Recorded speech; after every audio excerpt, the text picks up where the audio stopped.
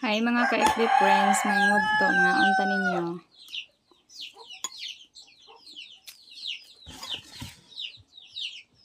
Kung sodaan mo na luncheon meat. Diyan, naapoy ko ang dire. Bulad. Nakos lang bulad.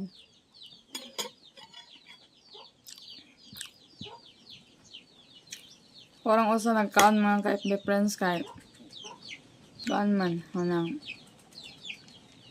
akong hobby ni trabaho niya. Akong duha ka anak to as ka mama.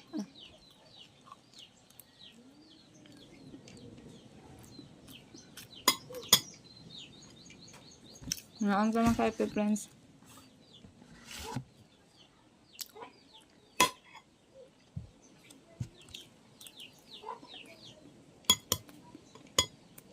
Pasupport sa kumukuan page mga ka-FB friends ha. Thank you.